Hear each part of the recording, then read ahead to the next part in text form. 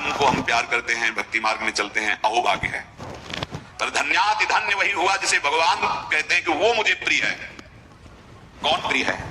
यो न हृष्यति न द्वेष्टि न सोचति न कांक्षति शुभ और अशुभ परित्यागी भक्ति मान्य स में प्रिय। बहुत अमृत में भगवान के वचन है।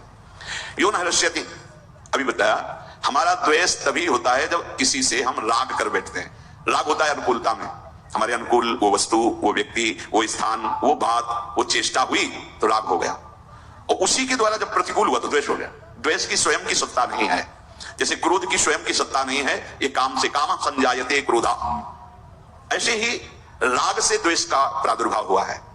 अगर हम कहीं भी राग करते हैं तो उसके मूल में सुख बुद्धि, अनुकूलता, प्रियता, अनुकूलता की प्रियता सुख बुद्धि ही राग करा देती, किसी शरीर में, किसी वस्तु में, किसी में भी। इसको काटने के लिए भगवत भाव ही समर्थ है, दूसरा नहीं। मेरे प्रभु इसके हृदय में विराजमान है, अनुकूल प्रिय कार्य हो रहा है तो प्रभु इस हृदय में बैठ के दुलार कर रहे हैं। हमें लक्ष्य में प्रभु ना, राग नहीं हो पाएगा, अनुराग बढ़ेगा। प्रतिकूल व्यवहार, हाँ हाँ लाडले हैं, कोई अपराध है, कोई मलिनता है, कोई दोष है जिसका निवारण करने के लिए प्रतिकूलता रूपी लीला कर रहे हैं, बड़ी कृपा है। अनुकूलता में क्या देखा? भगवत दुलार, और प्रतिकूलता में क्या देखा? भगवत कृपा। न राग न द्वेष, निकल गया। अगर भगवत भाव नहीं तो फिर नहीं निकल सकते। दूसरा कोई सूत्र नहीं है, चाहे ब्रह्म भाव कहो चाहे भगवत भाव कहो। यो न हृष्यति न द्वेष्टि, अगर आप हर्षित नहीं होगे तो शोकित हो ही नहीं सकते। और जितना आप जिस भोग में हर्षित होंगे लिख लो, उससे 100 गुना आपको शोकित होना पड़ेगा। लिख लो इस बात को। इसीलिए जो उपासक होता है बड़ी से बड़ी उपलब्धि में भी वो हर्षित नहीं होता, क्योंकि जानता है हर्षित होंगे तो रोना पड़ेगा, क्योंकि यहां टिकाऊ कुछ है नहीं, परिवर्तनशील है, नाशवान, छिन जाएगा, नष्ट हो जाएगा। शरीर से लेकर बाहर जितना वैभव है ये छिन जाएगा तुमसे। नहीं, कोई भी वस्तु, व्यक्ति, स्थान तुम्हारे साथ नहीं जाएगा जिसकी प्राप्ति में तुम भूल गए हो और जिसकी प्राप्ति में तुम भूल गए हो। दोनों बातें, जब भूल गए तभी भूल गए हो, नहीं तो अगर भूले ना होते तो भूलते नहीं। नाशवान वस्तु की प्राप्ति पे सच्चिदानंद का उपासक कभी भूलता नहीं, भूलता हर्षित होता, कभी हर्षित नहीं होता। वो ब्रह्मा का पद भी उसके लिए कोई महत्व नहीं रखता।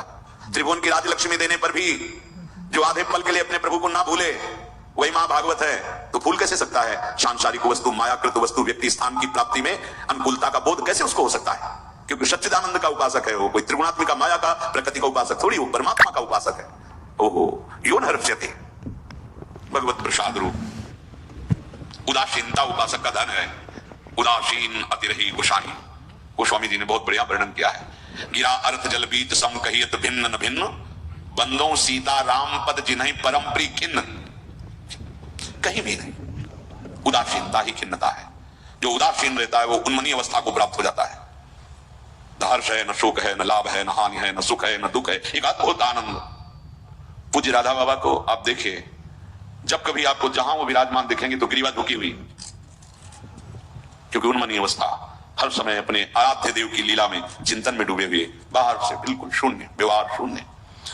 भाई जी महाराज, व्यवहार रत होते हुए भी उस अवस्था को प्रदान करने वाले जो बाबा को अवस्था प्राप्त है, वो भाई जी का प्रसाद, भाई जी की कृपा से प्राप्त हुआ, ये समझना है।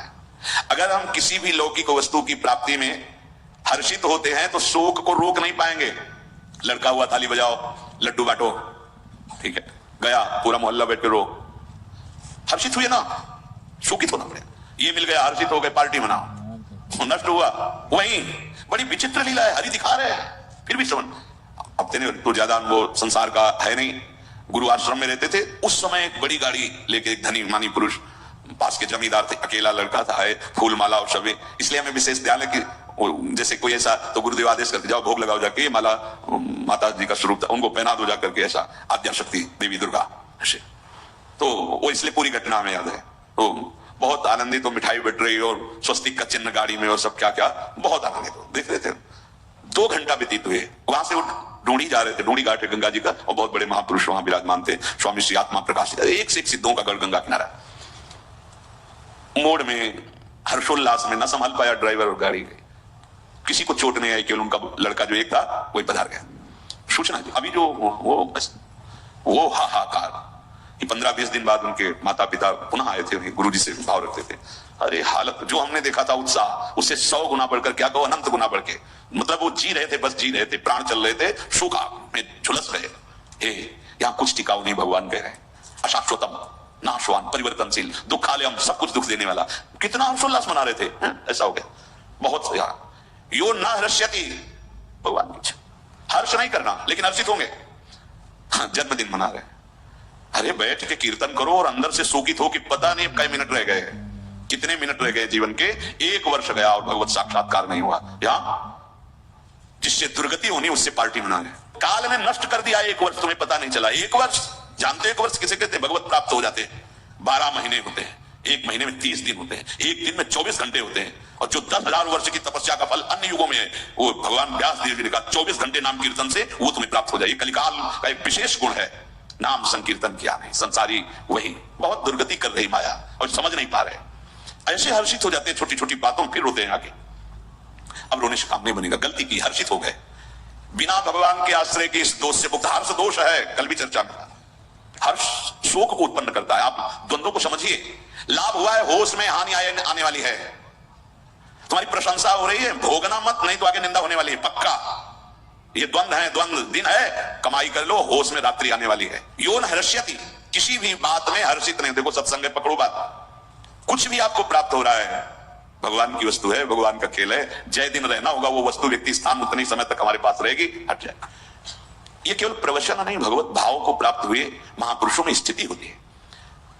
देखो अगर हम किसी को कहें कि वो तो भगवत अवतार हैं, तो हमारे लिए ही तो अवतरित होते हैं। स्थितियों को दिखाना और प्राप्ति का साधन बताना और प्राप्त करवाना, इसीलिए बड़े बड़े महापुरुष प्रकट होते हैं।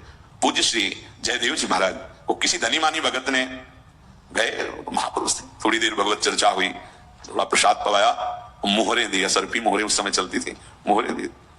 आवश्यकता तो नहीं, भगवान हमारी प्रसन्नता के लिए, जिसका कोई महत्व नहीं।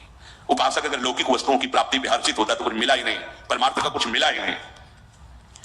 न द्वेष की, किसी से द्वेष क्यों होगा? तब होगा जब अनुकूलता की मांग होगी। अनुकूलता की मांग तब होती है जब हृदय शुष्क होता है, और जब भगवत रस से द्रवित है तो किसी और की अनुकूलता की जरूरत होती क्या? नहीं। तो द्वेष कैसे बन सकता है? अगर श्रीपाद भी कह रहे कि अगर तुम्हारा किसी से द्वेष है, भगवत तत्व का अनुभव नहीं होगा, भगवदानंद की अनुभूति नहीं होगी। पक्का बात है, हरिवंश नाम लीन जे अजात शत्रु ते सदा।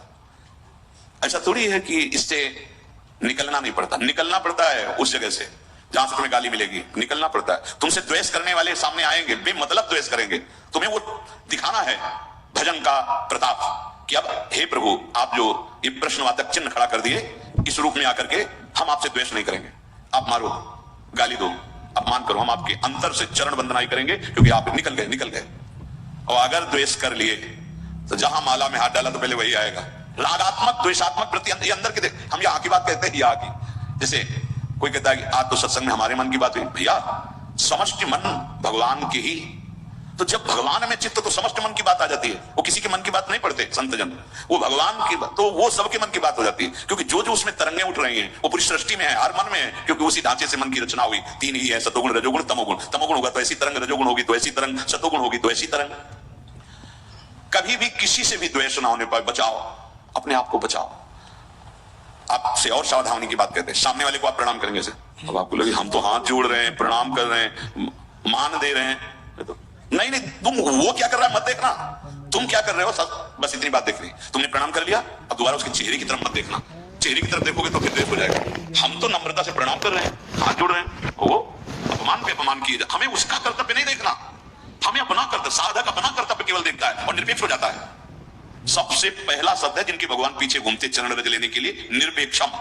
सबसे पहला निरपेक्षम, मुनिम शांतम निर्वैरम समदर्शनम। निरपेक्षम, किसी की अपेक्षा नहीं। वो हमसे द्वेष कर रहा है, हमको बचाना है अपने आप को। क्या प्रभु कुछ भी कर लो, अब नहीं, आप ही हो। सच्ची बात करें, हृदय जल रहा है उसकी बात से, लेकिन आपने ये भाव डाल दिया, ये ऐसा काम करेगा कि द्वेष होने ही नहीं देगा आपके हृदय में। और अगर आप ऐसे, भगवान ही तो सब में है, ऐसा देखा उसके चेहरे की भाव बन गया कि आप तो प्रणाम कर रहे हो, आप फिर नहीं सह पाओगे, फिर ये पक्की बात हृदय की। बहुत बचने की जरूरत है।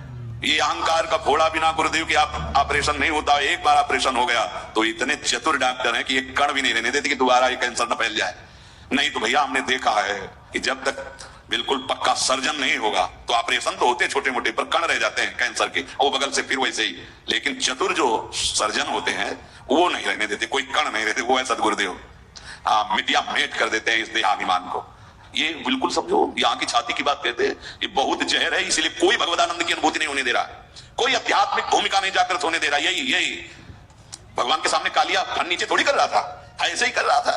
भगवान है पर फन दबा के चढ़ गए फन के ऊपर, जो फन ताते उनका तो नृत्य और उनका सारा का सारा अहम चूर।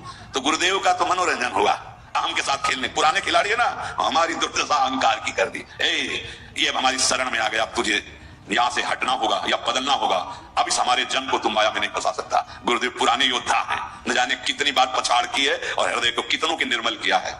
ये अहम बहुत बहुत विचित्र है और इसी अहम से द्वेष होता है। इसी अहम से जब हमें लगता है कि मैं साधुता से चल रहा हूं, मैं शास्त्र संयम से चल रहा हूं और बार बार आप ऐसा व्यवहार करते हैं, तो फिर वो अहम असहनीय हो कर लेता है हृदय को, फिर वो प्रतिक्रिया में आ जाता है। सद्गुरुदेव भगवान के वचन, अगर अहम नहीं तो प्रतिक्रिया कैसे? अगर प्रतिक्रिया है तो यही अहंकार का स्वरूप है। प्रतिक्रिया कैसे?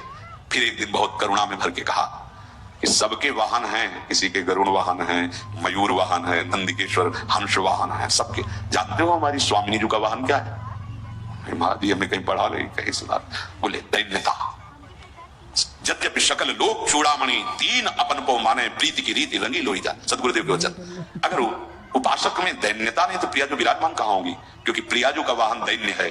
देखो, प्रिया प्रेम रस प्राप्त करने के लिए अखिल ब्रह्मांडों के ईश्वर भगवान श्री हरि कितने दैन्य है, कितने दैन्य है। यद्यपि सकल लोक चूड़ामणि, अखिल कोटि ब्रह्मांडों के स्वामी, दीन अपन को माने, अपने को प्रियाजू के सामने कितना दीन। ये एकांतिक निकुंज की बात, बाहर ही नहीं जान सकते। हरिराम व्यास जी देख रहे हैं कि प्रियाजू के सामने पीकदानी ले सरकार खड़े हैं, अखिल ब्रह्मांडों प्रियाजू के सामने एक पात्र में रंग है, एक में और चित्र लिख रहे हैं, श्री चरणों में महावर की रचना कर रहे हैं। ध्रुवदास जी देखते हुए कह रहे हैं, बिहरत कुसुम